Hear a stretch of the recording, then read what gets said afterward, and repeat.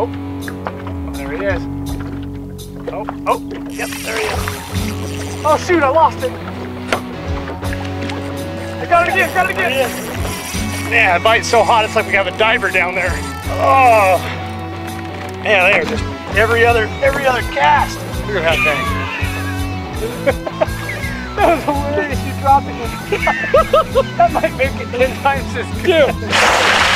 What's up, guys? Nick the Informative Fisherman here on behalf of Lucky Tackle Box, breaking down June's Panfish Box. Let's do it. All right, guys, so I'm out here on Salt Springs Reservoir today, up out of, what is this? Not Valley Springs, this is Copperopolis. With my buddy Matt Frazier today, we're doing the LTB June Panfish Box, as well as some bass fishing, so we're bouncing back and forth. This lake's got a ton of crappie in it. Usually you can stumble into some big red ears too, but we haven't stumbled into those so far. So let's see what we got in June's Lucky Tackle Box Panfish Box. Golden ticket, every 20th, go to the Lucky Tackle Box YouTube page and watch. With that number right there, you can win all sorts of goodies. They give away kayaks, rods, reels, tons of lures, you name it. $5 off the online store for Lucky Tackle Box. That's very valuable. We got a lot of goodies on there. Lucky Tackle Box sticker. Then Fish Hound the magazine always has really cool articles about lures that we use in the boxes. Information from guys like myself, Travis Moran, Shaw Grigsby, Jason Lambert, David Dudley, right there on the front. Very cool stuff. Let's crack her open. First thing I grab here, and I've already opened this box, so I'm not gonna lie to you.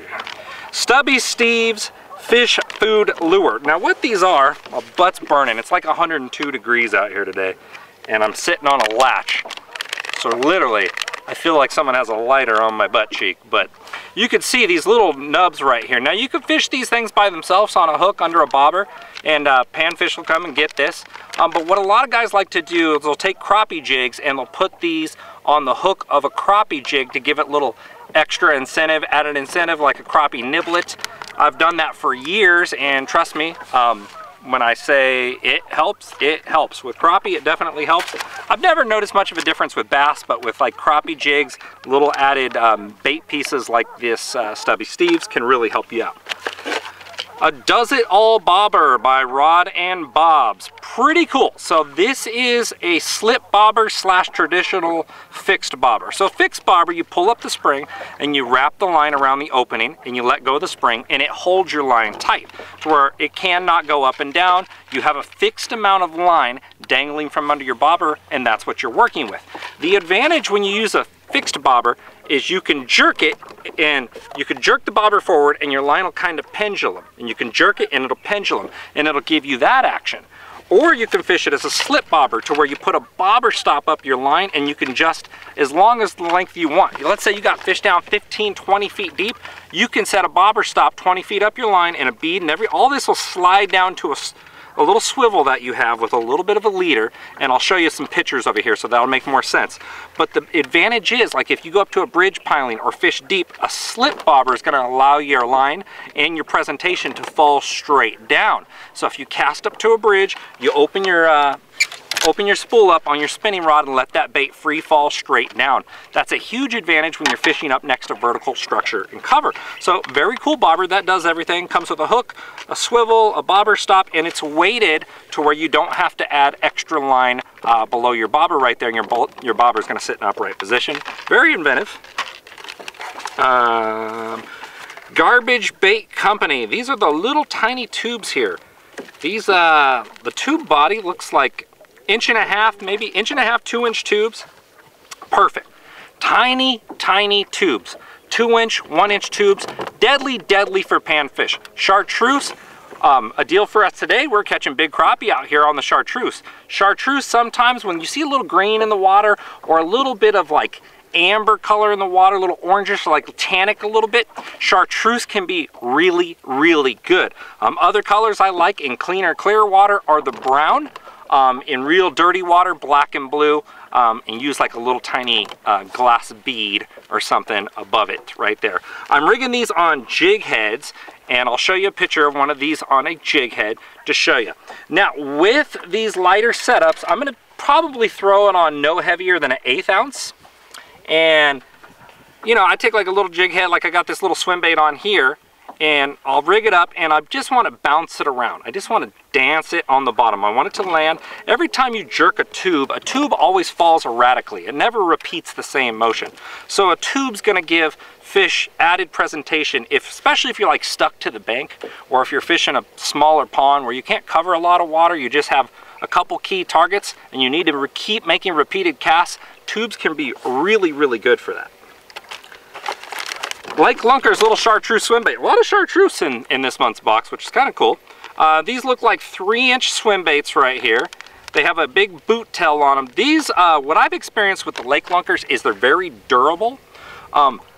I don't really use these very often, moving slow speeds, but in the summertime, and if I'm fishing deeper, like I'll fish this on an 1/8 ounce jig head, let it get to the bottom and reel faster to keep it down there when those bigger crappie and bigger shell crackers and yellow perch and bigger bluegills hunker down deeper.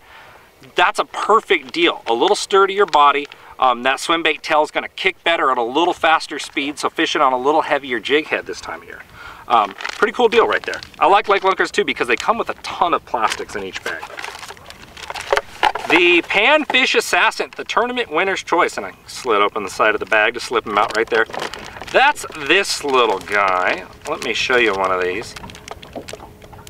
A lot of people consider that a juvenile shad pattern. Hopefully you can focus in on that with the camera. This deal is notorious for catching crappie on jig heads, on drop leaders, on drop shots. That style for years and years and years has put crappie in the boat. Chartreuse, once again, just like I said, but it's got a little pearl in there, a little lighter chartreuse, so that can imitate a juvenile shad really well. I'm going to fish that probably on the lighter jig heads. Like I said, I'll probably fish that on ultralight, just like the tubes, with 2 to 4 pound line. Ultralight's just how limber that rod is and how light the rod is. So 2 to 4 pound copolymer line. I want a little something with some stretch in there. The Mimic Minnow, 1/32 ounce. Now, this is a 1/32 ounce jig head, is about as light as I fish in the summer. I'm trying to get down deeper, sometimes move a little bit faster. I'm trying to make deeper bottom contact the majority of the time when I'm pan fishing, unless I'm fishing around shade lines or docks, then I'll fish lighter stuff. But that 1/32, what that's gonna allow you to do is reel real slow on that bait. And I want to make a long cast because it's a swim bait, so I'm going to throw it on a lighter setup with a longer rod. Something like 6 foot or longer is going to allow me the freedom to make a little longer cast.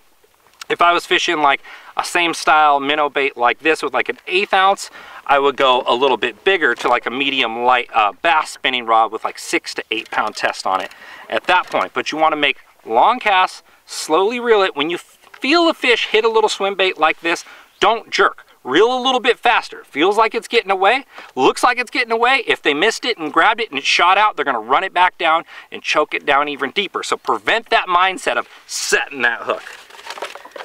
Last but not least, we got some Mustad size 1 long shank hooks, perfect for live bait minnows, fishing under a bobber. Long shank is great with your kids. When a panfish eats it and your kid didn't notice and you bring it in and the fish got that hook deep, you still have shank to where you can get it out, release that fish, or keep it, put it in the box, take it home and cook it up.